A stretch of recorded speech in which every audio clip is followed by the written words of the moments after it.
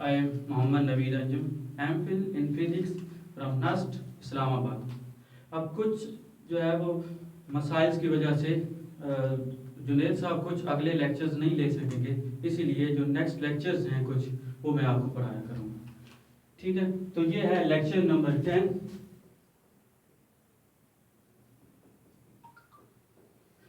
Second year physics chapter number 12 जी, electric flux.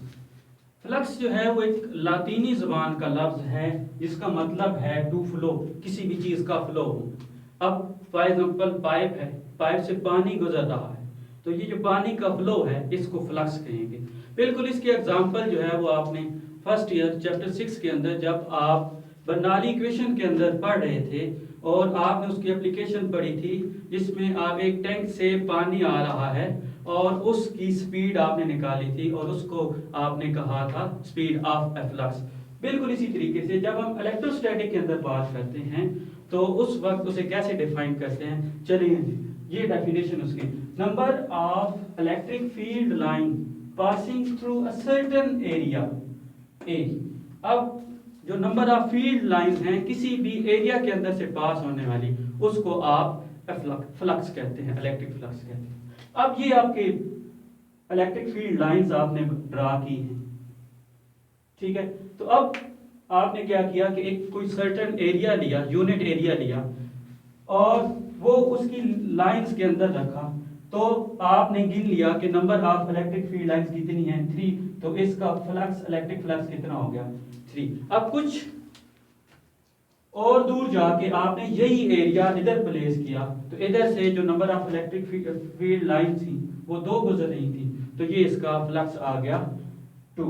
अब अगर इसकी डेफिनेशन के अंदर देखें तो इलेक्ट्रिक फील्ड लाइंस, अब पिछले लेक्चर्स में आप ये चीज पढ़ चुके हैं कि electric field lines actually lines, field lines नहीं है, ये क्या है, इमेजिनरी लाइंस हैं।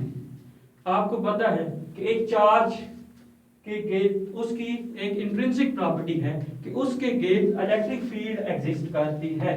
अब अगर एक टेस्ट पॉजिटिव चार्ज को उसकी फील्ड के अंदर लेके आएंगे तो क्या करेगा, वो जो है वो एक फोर्स एक्सर्ट करेगा, तो इलेक्ट्रिक फील्ड लाइन वही फोर्स की डायरेक्शन उसको बताएगी। फॉर एग्जांपल पॉजिटिव चार्ज आप प्लेस करेंगे तो ये फील्ड लाइंस आउटवर्ड होंगी, ठीक है। अब इसी तरीके से जब नेगेटिव चार्ज की फील्ड के अंदर एक टेस्ट पॉजिटिव चार्ज आप लेके आएंगे तो वो उसको अट्रैक्ट करेगा, इसी वजह से जो उसकी इलेक्ट्रिक फील्ड लाइंस होंगी उसको हम कहेंगे इनवर्ड हैं।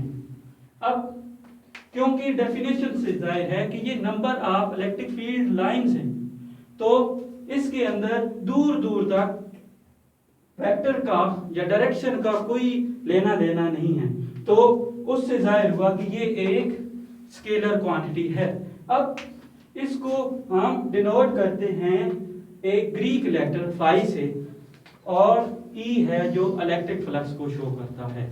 अब देखते हैं कि ये जो इलेक्ट्रिक फील्ड लाइंस हैं ये किन किन चीजों के ऊपर डिपेंड कर रही हैं। फॉर एग्जांपल सबसे पहले तो वो डिपेंड करती है इलेक्ट्रिक फील्ड इंटेंसिटी के ऊपर। अब फॉर एग्जांपल आपने एक यूनिट एरिया लिया, कोई भी एक यूनिट एरिया लिया, अब इधर से इलेक्ट्रिक फील्ड लाइंस पास कर रही थी, आपने उनको गिन लिया और उससे आपका इलेक्ट्रिक फ्लक्स निकल आए।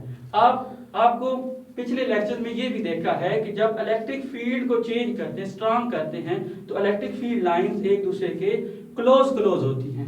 तो ये अगर यूनिट एरिया उसके अंदर रखेंगे तो इलेक्ट्रिक फील्ड लाइन ज्यादा पास होंगी, तो फ्लक्स क्या हो जाएगा, ज्यादा हो जाएगा। तो इसका मतलब ये हुआ कि पहले जो डिपेंडेंस है वो इलेक्ट्रिक फील्ड लाइन चेंज करेंगे तो ऑटोमेटिकली फ्लक्स भी चेंज होगा, तो एक आ गया। जबकि दूसरा है एरियाज।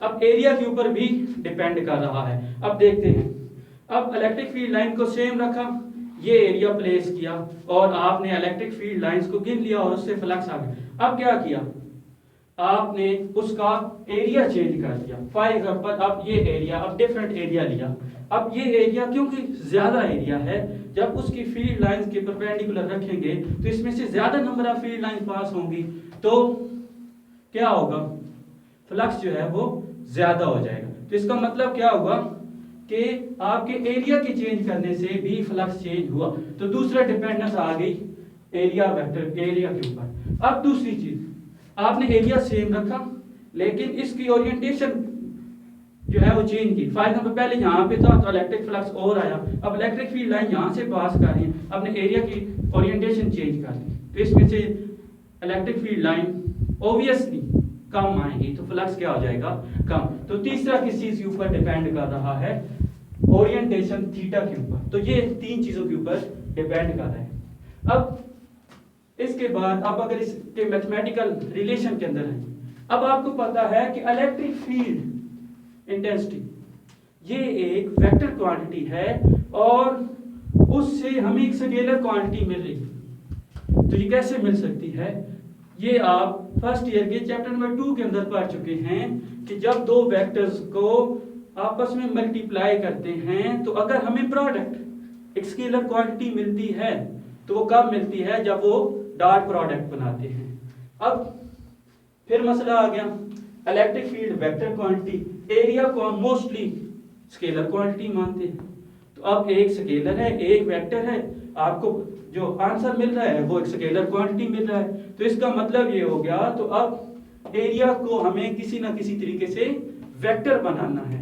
तो हमने इसको वेक्टर मान लिया और फिर उसको मैथमेटिकली कैसे लिखा कि it is the dot product of electric field intensity and area vector. अब इसको एरिया वेक्टर तो बना दिया, अब क्या होगा, अब उसको कैसे डिफाइन हमने किया, तो हमने कहा कि एरिया वेक्टर एक ऐसा वेक्टर है जिसका मैग्नीट्यूड तो वही प्रीवियस कंसेप्ट सरफेस एरिया की इक्वल है, लेकिन उसकी डायरेक्शन हमेशा परपेंडिकुलर टू दी सरफेस होगी। फॉर एग्जांपल ये आपके पास एरिया है, अब ये उसका सरफेस एरिया, ये तो उसका मैग्नीट्यूड हो जाएगा और हमेशा उसकी जो डायरेक्शन होगी वो इस सरफेस के परपेंडिकुलर होगी, तो ये आपका एरिया वेक्टर आ जाएगा। तो अब ये दो चीजों के अंदर आपने कंफ्यूज नहीं करना, क्योंकि सरफेस एरिया आप उसको लेंगे उसके मैग्नीट्यूड को, जबकि एरिया वेक्टर जो होगा वो सरफेस के परपेंडिकुलर होगा। और दूसरी चीज, सरफेस एरिया हमेशा आपको फ्लैट लेना पड़ेगा। अब अगर कर्व सरफेस है तो उसकी डायरेक्शन तो एक से ज्यादा हो जाएगी, अब अगर एक से ज्यादा हो गई तो इसका मतलब ये हो गया कि वो जो वेक्टर है वेक्टर नहीं रहा, क्योंकि वेक्टर की तो सिर्फ एक डायरेक्शन होगी। अब इसको अगर एरिया वेक्टर मानना है तो आपका सरफेस एरिया हमेशा एक फ्लैट सरफेस लेंगे एरिया वेक्टर इलेक्ट्रिक फ्लक्स के केस में। तो आपने ये देखा, अब E डॉट A आ गया, अब इसको आप EA cos ऑफ थीटा भी लिख सकते हैं। अब थीटा क्या है, theta is the angle between electric field intensity and area vector. अब ये सरफेस एरिया नहीं है बल्कि एरिया वेक्टर के दरमियान है, ठीक है। तो आप चलिए इसकी ऐसा यूनिट की तरफ, अब आपको पता है कि ई ए cos ऑफ थीटा, अब cos थीटा की कोई यूनिट नहीं होती, तो इसकी क्या यूनिट बनेगी, तो फाई की यूनिट आप देखेंगे तो ई की क्या होती है, न्यूटन पर कूलम। एरिया की ऐसे यूनिट क्या होती है, न्यूटन मीटर स्क्वायर पर कूलम। तो फ्लक्स की क्या यूनिट स्क्वायर पर कूलम। चलिए जी, अब इनके केसेस की तरफ चलते हैं। जब आपकी इलेक्ट्रिक फील्ड लाइंस को एरिया, अब यहाँ पे एरिया वेक्टर नहीं है बल्कि सरफेस एरिया की बात करें, जब एरिया को परपेंडिकुलर हम प्लेस करेंगे इलेक्ट्रिक फील्ड के, अब फॉर एग्जांपल यहाँ से इलेक्ट्रिक फील्ड अपवर्ड जा रही है, ठीक है, तो आपने सरफेस एरिया को उसके परपेंडिकुलर रखा। तो आप जैसा कि मैंने ये फिगर बनाई है, ये आपकी इलेक्ट्रिक फील्ड लाइन थी और ये आपने एरिया उसकी परपेंडिकुलर रखा। अब ये क्योंकि एरिया है, एरिया वेक्टर नहीं है, तो इस एरिया को ए परपेंडिकुलर हम लिखेंगे, ठीक है। अब जब हम इसके फ्लक्स की बात करेंगे, अब फ्लक्स तो डॉट प्रोडक्ट है ई और एरिया वेक्टर की तरफ, ठीक है। तो अब इसको आगे लिखेंगे ई ए cos ऑफ थीटा। अब ये सरफेस है, इसका एरिया वेक्टर हम ड्रा करेंगे तो वो हमेशा इसके परपेंडिकुलर होगा, तो ये आपका एरिया वेक्टर आ गया और ये आपका इलेक्ट्रिक फील्ड आ गया। अब इलेक्ट्रिक फील्ड और एरिया वेक्टर दोनों पैरेलल हैं, तो एंगल क्या होगा? Obviously angle is equal to 0 degree होगा। तो ऐसे केस में E A cos of 0 degree, E A का 0 1 होता है तो ई ए होगा। तो इस फ्लक्स को हम मैक्सिमम फ्लक्स कहते हैं कि ये उसकी मैक्सिमम वैल्यू होगी जब एरिया को परपेंडिकुलर रखेंगे इलेक्ट्रिक फील्ड लाइंस के। अब दूसरी बात कि जब electric field line for example ऊपर की तरफ जा रही थी तो आपने इसके सरफेस के पैरेलल उसको रखा, तो तब क्या केस होगा? मैंने क्या किया कि इलेक्ट्रिक फील्ड लाइन इस तरीके से जा रही, अब इसके पैरेलल मैंने सरफेस एरिया के बराबर, तो ऐसा एरिया आप ए पैरेलल रखेंगे क्योंकि आपने सरफेस की तो पैरेलल रखा है। लेकिन जब इधर से एरिया वेक्टर ड्रा करेंगे तो वो हमेशा 90 डिग्री आएगा। तो आपका फ्लक्स क्या हो जाएगा? ई ए कॉस ऑफ 90 डिग्री। अब cos 90 क्या होता है? 0, तो वो आंसर आ गया 0। तो अब इसका जो इलेक्ट्रिक फ्लक्स है उसको 0 कहेंगे और इस इलेक्ट्रिक फ्लक्स को आप मिनिमम इलेक्ट्रिक फ्लक्स भी कहते हैं। अब दूसरी चीज, तीसरी चीज की तरफ आते हैं कि जब आपकी इलेक्ट्रिक फील्ड लाइन इस तरीके से जा रही है तो आपने सरफेस इस तरीके से प्लेस की कि वो ना ही पैरेलल है और ना ही परपेंडिकुलर है। तो ऐसे केस में क्या होगा? ऐसे केस में आपका जो फाई ई इलेक्ट्रिक फ्लक्स होगा वो किसकी इक्वल होगा? रिलेशन लगाएंगे ई ए कॉस ऑफ थीटा। अब इलेक्ट्रिक फील्ड की ये डायरेक्शन आ गई। अब इसके ऊपर एरिया वेक्टर क्या होगा? इसके ऊपर परपेंडिकुलर होगा, तो ये एंगल क्या बनेगा? थीटा। अब ये डॉट प्रोडक्ट के अंदर आप लोग पढ़ चुके हैं कि डॉट प्रोडक्ट क्या होता है कि दो वेक्टर का प्रोडक्ट, एक का मैग्नीट्यूड और दूसरे का कंपोनेंट उसकी डायरेक्शन। तो अब क्योंकि ये एंगल थीटा बना रहे हैं तो एरिया वेक्टर का component along the E field क्या होगा? वो हमेशा होगा ए कॉस ऑफ थीटा। तो इधर से आपका इलेक्ट्रिक फ्लक्स क्या निकलेगा?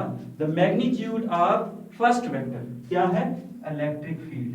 तो ये उसका first vector and the magnitude of second vector along the direction of E. तो ए का एरिया वेक्टर का कंपोनेंट ई की डायरेक्शन में कॉस ऑफ थीटा, तो ए कॉस ऑफ थीटा हो जाएगा। इससे आपका आंसर निकलेगा ई कॉस ऑफ थीटा। तो आज हमने इस लेक्चर के अंदर इलेक्ट्रिक फ्लक्स के बारे में पढ़ा है, ठीक है। तो अब नेक्स्ट लेक्चर के अंदर हम जो है वो इलेक्ट्रिक फ्लक्स एक ऐसी सरफेस, क्लोज सरफेस लेंगे और उसका इलेक्ट्रिक फ्लक्स निकालेंगे। अभी तक के लिए इतना ही। अल्लाह हाफ़िज़।